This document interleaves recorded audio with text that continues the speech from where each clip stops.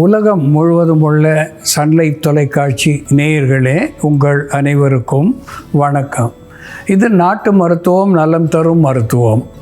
எல்லோருக்கும் ஏற்ற பக்க விளைவுகள் இல்லாத, பாதுகாப்பான, பண செலவுகள் இல்லாத மருத்துவம். எளிய மருத்துவ குறிப்புகளை இந்த நிகழ்ச்சியிலே நாம் ஒவ்வொன்றாக பார்த்து பழகி பயன்பெற்று வருகின்றோம். இன்று சில மருத்துவ கருத்துக்களை நாம் தெரிந்து கொள்வோம். விளாம்பழம் என்று நாம் தமிழிலே குறிக்கின்ற ஒன்று, வுட் ஆப்பிள் என்று கூட ஆங்கிலத்திலே சொல்லுவார்கள். இந்த விளாம்பழத்தினுடைய உட்சதை பகுதி புளிப்பு நிறைந்ததாக, விட்டமின் சி செறிந்ததாக விளங்குகிறது. அதோடு கூட பீட்டா கெரோட்டின் என்று சொல்லக்கூடிய ஆன்டி ஆக்சிடெண்ட் அதிகமாக அதிலே இருக்கிறது.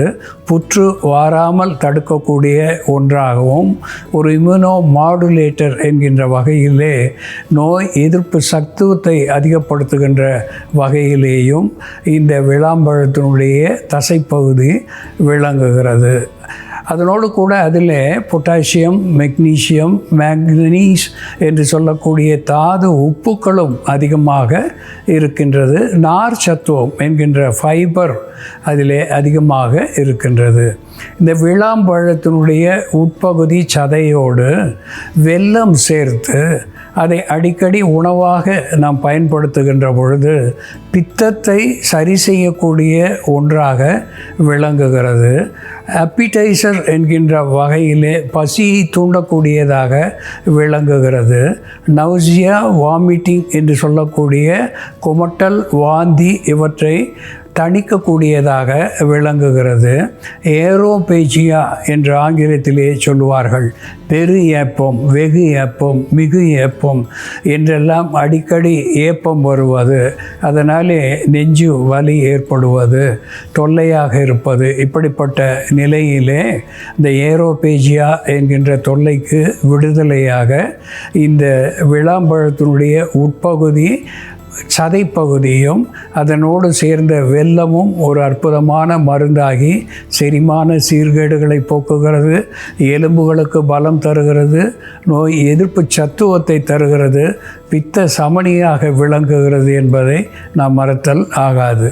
அன்பான நேயர்களே, அன்றாடம் 5 முதல் 10 அளவு பூண்டு எடுத்து, 5 முதல் 10 பூண்டு, உரித்த பூண்டு, அதை பாலில் இட்டு வேக வைத்து அந்த பூண்டை மென்று தின்றுவிட்டு பாலோடு சிறிது மஞ்சளும் இனிப்பும் சேர்த்து பருகிவிட்டு படுப்பதினாலே வயிற்றை பற்றிய கோளாறுகள், வயிற்றிலை பற்றி இருக்கின்ற பூச்சிகள் இவற்றையெல்லாம் வெளித்தள்ளக்கூடிய ஒரு ஆன்டிஹெல்மின்டிக் என்கின்ற மருத்துவ குணத்தை இந்த பூண்டு நமக்கு தருகிறது. அல்லியம் சட்டிவம் என்று ஆங்கிலத்திலே சொல்லப்பெறுவது. இது அல்லீசின் என்கின்ற வேதிப்பொருளை மிகுதியாக பெற்றிருக்கிறது.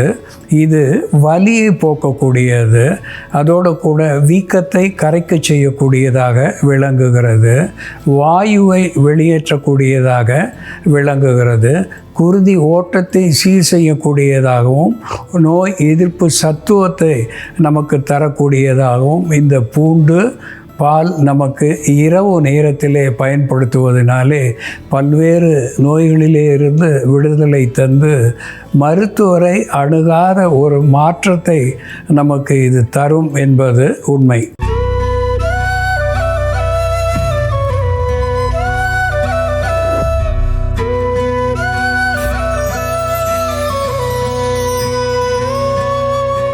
அன்பான நேயர்களே, கோடை காலம் என்று வருகின்ற பொழுது உடலினுடைய புறமும் சரி அகமும் சரி அதிகமான உஷ்ணத்தை அடைகிறது. இதனாலே பல்வேறு நோய்களுக்கு நாம் ஆளாகின்றோம். அழகும் மறைகிறது, ஆரோக்கியமும் குறைகிறது. சிறுநீரக தாரையிலே சிக்கல்கள் பல ஏற்படுகிறது. தோலிலே பல்வேறு கொப்புளங்கள், புண்கள், கட்டிகள், வேனல் கட்டிகள் என்று சொல்லுவார்கள். இவற்றுக்கெல்லாம் காரணமாக அமைகிறது. எப்பொழுது உடல் பாதிக்கப்படுகிறதோ அப்பொழுது உள்ளமும் பாதிக்கப்பட்டு ஒரு மனிதனுடைய அமைதி குறைகிறது. ஆத்திரம், கோபம் என்பதற்கெல்லாம் வெகு சீக்கிரத்திலே அவன் அடிமையாகி போகின்றான். இப்படிப்பட்ட உள்ளும் புறமும் ஏற்படுகின்ற உஷ்ணத்தை, கோபத்தை குறைப்பதற்கு ஒரு அற்புதமான மருத்துவத்தை நாம் பார்க்க இருக்கின்றோம். அதற்கு மிக முக்கியமான 2 பொருட்கள். ஒன்று ரோசா டேமசினா என்று தாவர பெயராலே சுட்டப்பெறுவது. ரோஸ் என்று ஆங்கிலத்திலேயும் ரோஜா என்று இந்திய மொழிகளிலேயும் சொல்லக்கூடிய ஒன்று. இதை சிறு தாமரை என்று கூட நம் முன்னோர்கள் சொல்லியிருக்கிறார்கள்.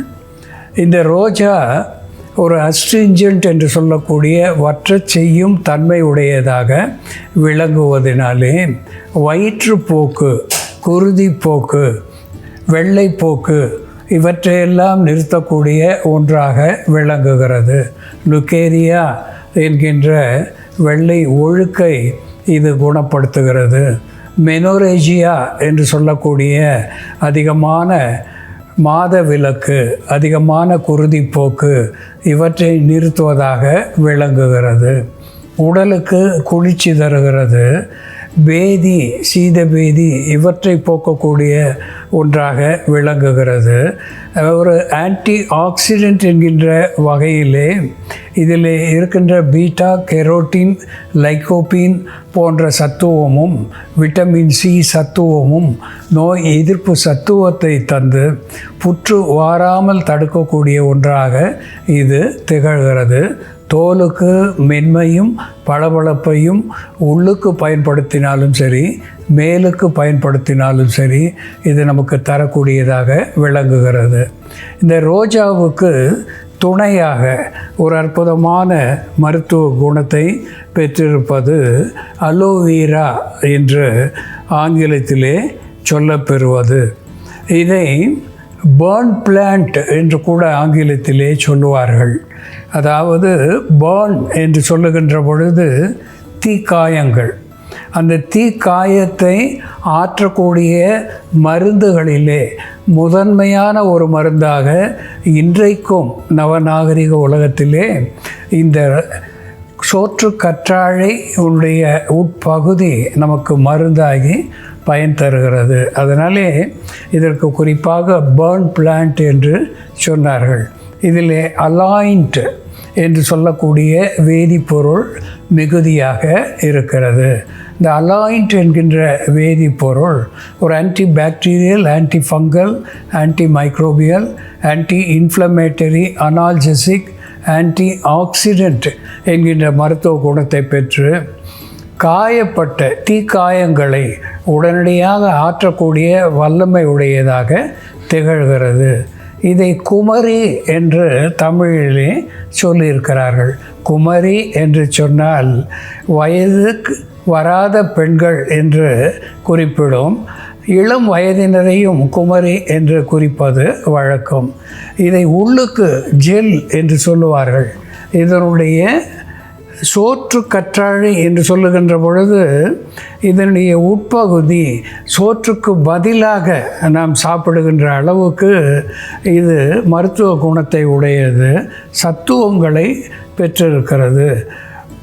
அதாவது பஞ்ச காலத்திலே ஏதும் சாப்பிட இயலாத நிலையிலே இதனுடைய இந்த சோற்று கற்றாழையினுடைய உட்பகுதியை மட்டும் சாப்பிட்டு விட்டு கூட பல மாதங்கள் உயிராக இருக்கலாம் என்று நம் முன்னோர்கள் நிரூபித்திருக்கிறார்கள்.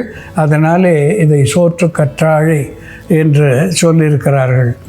இந்த உட்சதையை நாம் பயன்படுத்துகின்ற பொழுது விந்து குறைபாடு, விந்து முந்துதல், த ப்ரீமெச்சூர் எஜாக்குலேஷன் என்று சொல்லக்கூடிய விந்து முந்துகின்ற நிலை, உடல் உஷ்ணம் இவற்றையெல்லாம் போக்கக்கூடியதாக இருந்து உடலுக்கு பலம் தருகிறது, விந்து உற்பத்திக்கு நலம் தருகிறது. இந்த சோற்று கற்றாழையும் ரோஜாவும் எப்படி மருந்தாகிறது என்ற செயல்முறையிலே பார்ப்போம் வாருங்கள். நேயர்களே, நாம் இன்னைக்கு வெயில்னால் ஏற்படக்கூடிய தோல் நோய்களை தவிர்க்கக்கூடிய ஒரு ப்ரிவென்டிவ் மெடிசனாக சோத்துக்கத்தாழையை உள்மருந்தாகவும் வெளிப்பூச்சி மருந்தாகவும் எப்படி பயன்படுத்துறதுன்னு பார்க்கலாம். வெயில்னால் ஏற்படக்கூடிய டீஹைட்ரேஷன் மற்றும் உடல் உஷ்ணம், நீரிழப்பு மற்றும் உடல் உஷ்ணத்துக்கு சோத்துக்கத்தாழையை நம்ம உள்மருந்தாக பயன்படுத்தலாம். சோத்துக்கத்தாழையை மேலே இருக்கக்கூடிய தோலை சீவிட்டு உள்ளே இருக்க ஜெல்லை மட்டும் எடுத்து 7 முறை நல்லா நீர் விட்டு அதோட பிசுபிசுப்பு தன்மை கொஞ்சம் குறையிற வரைக்கும் அதிலிருந்து வரக்கூடிய அந்த மஞ்சள் திரவம் வடிஞ்சு வெண்மை நிறமாக நல்லா இந்த மாதிரி வர வரைக்கும் வாஷ் பண்ணிவிட்டு ஒரு 20 கிராம்லேருந்து 30 கிராம் வரைக்கும் நம்ம சோற்றுக்கத்தாழை எடுத்துக்கிட்டு அதோட மோர் மிக்ஸ் பண்ணிவிட்டு நல்லா மோரோடு சேர்த்து இந்த சோத்துக்கத்தாழையும் மிக்சியில் அடிச்சுட்டு நம்ம கொஞ்சமாக அதோட சால்ட்டு சேர்த்து உப்பு சேர்த்து நம்ம குடிச்சிட்டு வரும் பொழுது வெயில்னால் ஏற்படக்கூடிய நீரிழப்பை தடுக்கக்கூடிய மருந்தாகவும் நமக்கு உடலுக்கு தேவையான போஷாக்கை கொடுக்கக்கூடிய மருந்தாகவும் இது செயல்படும். சோற்றுக்கத்தாழை வெயில்னால் ஏற்படக்கூடிய தோல் நோய்களை தடுக்கக்கூடிய புறமருந்தாகவும் பயன்படுத்தலாம். அதே போல் நமக்கு தோலில் ஏற்படக்கூடிய வறட்சியை போக்கக்கூடிய ஒரு மாய்ஸ்சரைசிங் ஏஜென்ட்டாகவும் பயன்படுத்தலாம். நம்ம வெயில் காலத்தில் தினமும் ஒரு சிறிய துண்டு சோற்றுக்கத்தாழை எடுத்து அது வெயிலுக்கு எக்ஸ்போஸ் ஆகக்கூடிய கை, முகம் போன்ற இடங்களில் நம்ம சோத்துக்கத்தாழை ஜெல்லை தடவிட்டு வந்தோம்னாலே நமக்கு தேவையான ஒரு நேச்சுரல் மாய்ஸ்சரைசராக அது செயல்படும். வெயிலிருந்து பாதுகாக்கக்கூடிய ஒரு ஏஜென்ட்டாகவும் செயல்படும், சன்ஸ்க்ரீனாகவும் செயல்படும். நமக்கு சன்பர்ன் ஏற்பட்டால் கூட நம்ம வெளியில் போயிட்டு வந்த உடனே சோற்றுக்கத்தாழை அப்ளை பண்ணிட்டோம்னா அந்த சன்பர்னால் வரக்கூடிய எரிச்சல், சிவப்புத்தன்மை இதெல்லாம் கம்மியாகும். அந்த இடத்துல தோல் கருமையாக மாறாமல் தடுக்கும். இப்போ சோற்றுக்கத்தாழை மற்றும் ரோஜா பூவை பயன்படுத்தி நம்ம ஒரு மாய்ஸ்சரைசிங் லோஷன் தயார் பண்ணலாம். இது உடனடியாக நம்ம பயன்படுத்தக்கூடிய ஒரு மருந்து. இதற்கு தேவையான பொருட்கள்: சோற்றுக்கத்தாழை, ரோஜா பூக்கள் அல்லது பன்னீர், வெண்ணெய், சாதம் வடித்த கஞ்சி தண்ணி. சோற்றுக்கத்தாழை நம்ம க்ளீன் பண்ணி வச்சுருக்கிறது எடுத்துக்கலாம். அதோட சாதம் வடித்த கஞ்சி கொஞ்சமாக விட்டுக்கலாம். இதற்கும் நீரிழப்பை போக்கக்கூடிய தன்மை இருக்கிறதுனாலையும் தோலில் வறட்சியை போக்கி தோலுக்கு மினுமினுப்பு தரக்கூடிய தன்மை இருக்கிறதுனாலையும் நம்ம கஞ்சி தண்ணி சேர்க்குறோம். கொஞ்சமாக வெண்ணெய் விட்டுக்கலாம். வெண்ணெய்க்கு பதில் நம்ம பால் கூட சேர்க்கலாம். ரோஜா பூக்கள் ஃப்ரெஷ்ஷாக இருந்ததுன்னா நம்ம பூக்கள் சேர்க்கலாம், அல்லது பன்னீர் கூட நம்ம விட்டுக்கலாம். இதெல்லாம் சேர்த்து நம்ம இப்போ அரைச்சிடலாம்.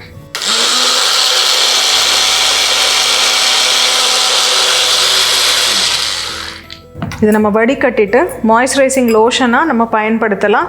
இந்த பேஸ்ட்டை அப்படியே இதோடு நம்ம கொஞ்சம் பச்சை பயிறு சேர்த்து அரைச்சிட்டோம்னா இது ஒரு விழுதாக வரும். இந்த விழுதை நம்ம குளிப்பதற்கான ஒரு ஜெல்லாகவும் பயன்படுத்தலாம். சோப்புக்கு பதில் இந்த ஜெல்லை பயன்படுத்தி நம்ம வெயில் காலத்தில் குளிக்கலாம்.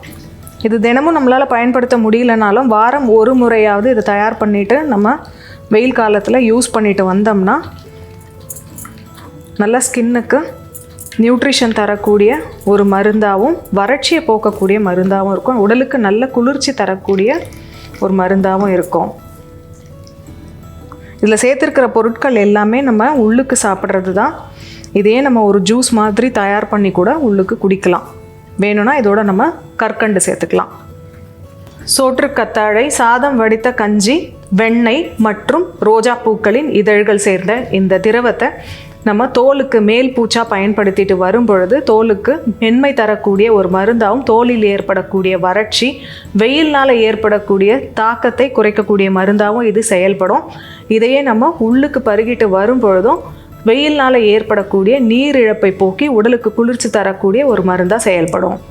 அன்பான நேயர்களே, கோடை காலம் என்று வருகின்ற பொழுது இந்த மே, ஜூன் மாதங்களிலே உஷ்ணத்தினுடைய தாக்கம் அதிகமாக இருந்து நம் உடலை உஷ்ணப்படுத்துவது மட்டுமல்லாமல் உடலிலே இருக்கின்ற நீர் சத்துவத்தை வியர்வை மூலமாக வெளித்தள்ளி ஒரு டீஹைட்ரேஷன் என்று சொல்லக்கூடிய நிலைக்கு தள்ளி நீர் இழப்பை உண்டாக்கி இந்த சன்ஸ்ட்ரோக் என்று சொல்லக்கூடிய வகையிலே வெயிலினுடைய தாக்கத்தினாலே மயக்கம், நடுக்கம் இவற்றையெல்லாம் தரக்கூடிய ஒரு நிலையை நாம் பார்க்கின்றோம். அது மட்டுமல்லாமல் சூரியனுடைய கதிர்வீச்சிலே இருக்கின்ற அல்ட்ரா வயலட் ரேஸ் என்று சொல்லக்கூடிய புற ஊதா கதிர்கள் இந்த காலத்திலே மிக அதிகமாக இருப்பதனாலே அது தோலை ஊடுருவி சென்று கொப்புளங்களை உண்டாக்கி சன்பர்ன் என்று சொல்லக்கூடிய நிலைக்கு ஆளாக்குகிறது. தோலை கருமை நிறத்துக்கு கொண்டு வரக்கூடிய ஒரு நிலையை தருகிறது. இதிலே இருந்து நம்மை காப்பாற்றி கொள்ளுவதற்காக ஒரு மேற்பூச்சு மருந்தாக இந்த அலோவேரா என்று சொல்லக்கூடிய சோற்று கற்றாழையோடு ரோஜா இதழ்களை சேர்த்திருக்கின்றோம். சிறிது வெண்ணெயும் அதனோடு சேர்த்து சாதம் வடித்த கஞ்சியையும் அதனோடு சேர்த்து புறமருந்தாக பூசி வைத்திருந்து குளிப்பதனாலே இந்த சன்பர்ன் என்று சொல்லக்கூடிய நிலையிலிருந்து நமக்கு விடுதலை கிடைக்கிறது. இதை அன்றாடம் செய்ய இயலாத நிலையிலே, கால நேரம் நமக்கு ஒத்து வராத நிலையிலே, நம் தோட்டத்திலே, வீட்டு மாடியிலே, தொட்டியிலே வைத்திருக்கின்ற ஒரு குமரி என்று சொல்லக்கூடிய இந்த சோற்று கற்றாழையினுடைய ஒரு சிறு துண்டை எடுத்து வெயில் படுகின்ற இடங்களிலே, அதாவது புறங்கைகளிலே, கன்னப்பகுதிகளிலே லேசாக தடவி கொண்டு போவதினாலே இது அல்ட்ரா வயலட் ரேஸ் என்று சொல்லக்கூடிய புற ஊதா கதிர்களிலே இருந்து நம்மை காப்பாற்றக்கூடிய ஒரு கேடயமாக விளங்கும். இதனாலே தோல் ஆரோக்கியமாக இருக்கும். இதை உள்ளுக்கு பருகுகின்ற பொழுது உடலுக்கு குளிர்ச்சியை தருகிறது. இந்த இன்டெஸ்டினல் டியோடினல் கேன்சர் என்று சொல்லக்கூடிய குடலை பற்றிய புற்று வாராமல் தவிர்க்கக்கூடிய ஒரு ஆன்டி ஆக்சிடென்ட் என்கின்ற மருத்துவ குணத்தை இது பெற்றிருக்கிறது. இப்படி பல்வேறு நலங்களை தருகின்ற இந்த குமரி என்கின்ற சோற்று கற்றாழையும் ரோஜாவும் நாம் அன்றாட மனதிலே வைத்து இந்த 3 மாதங்களுக்காகவாவது, அதாவது கோடை காலத்திலாவது நாம் பயன்படுத்த வேண்டும் என்பதை மறத்தல் ஆகாது. அன்பான நேயர்களே, சோற்று கற்றாழையும் ரோஜாவும் எப்படி மருந்தாகிறது என்று நாம் பார்த்து தெரிந்து கொண்டோம். இதுபோல வேறு ஒரு மருத்துவ குறிப்போடு நாம் மீண்டும் சந்திப்போம். நன்றி, வணக்கம்.